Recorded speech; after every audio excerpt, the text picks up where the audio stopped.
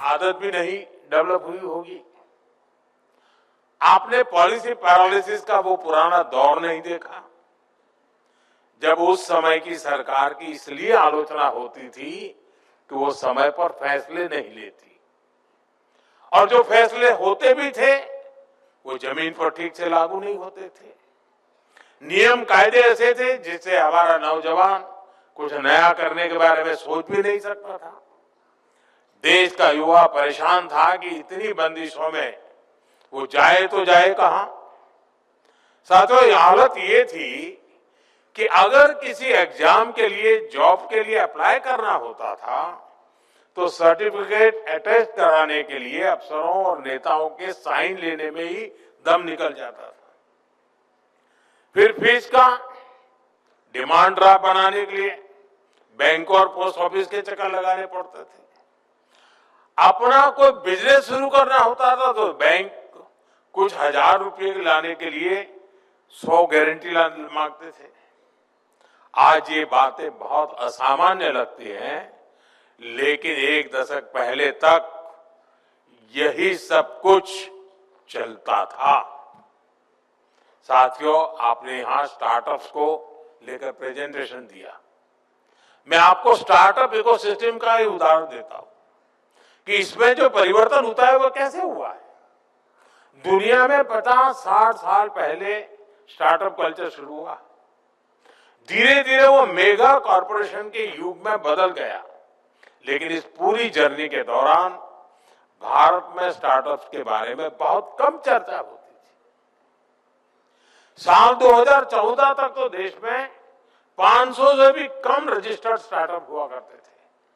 Startup culture के अभाव में हर क्षेत्र में सरकार का ही दखल हावी रहा। हमारा युवा टैलेंट, उसका सामर्थ्य, उसे अपने पूरा करने का मौका नहीं मिला। साथियों, मुझे अपने देश के युवाओं पर भरोसा है, आपके सामर्थ्य पर भरोसा है, इसलिए हमने एक अलग राह चुनी। हमने युवाओं को ध्यान में रखते हुए एक के बाद एक नए स्कीम्स बनाई।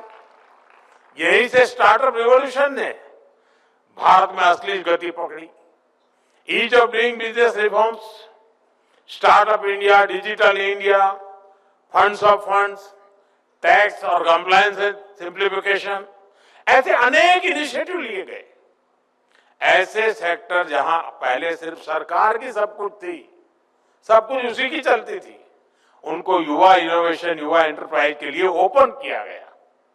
इसका जो प्रभाव हुआ वो भी एक अलग ही सक्सेस स्टोरी बन चुका है। साथियों, आप स्पेस सेक्टर को ही लीजिए। 5-6 साल पहले तक स्पेस सेक्टर को आगे बढ़ाने की जिम्मेदारी सिर्फ इसरो पर थी।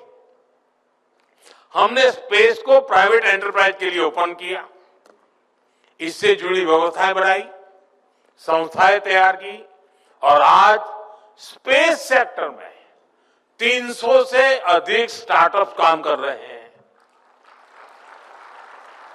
देखते ही देखते हमारे स्टार्टअप स्काईरूट एरोस्पेस ने अपना रॉकेट विक्रम एस तैयार कर लिया है। एक और स्टार्टअप अग्निकुल कॉस्मोस ने दुनिया का पहला 3D प्रिंटेड इंजन बनाकर सबको चौंका दिया है। ये सब स्टार्टअप की कमाल है। भारत के स्पेस स्टार्टअप अब लगातार कमाल करके दिखा रहे हैं। साथियों, मैं अब आपसे एक सवाल करता हूं। आप कल्पना करिए कि अगर ड्रोन उड़ाने पर 24 घंटे अनेकों तरह की पाबंदी लगी रहती तो क्या होता। ये थी पहले हमारे यहां ड्रोन उड़ाना या बनाना दोनों कानूनों के जाल में फंसा हुआ था। लाइसेंस लेना पहाड़ चढ़ने जैसा काम था और इसे केवल सुरक्षा के नजरिए से ही देखा जाता।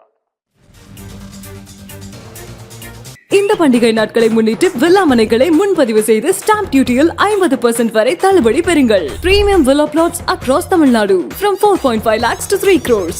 One layer G Square. For details call 8939750009.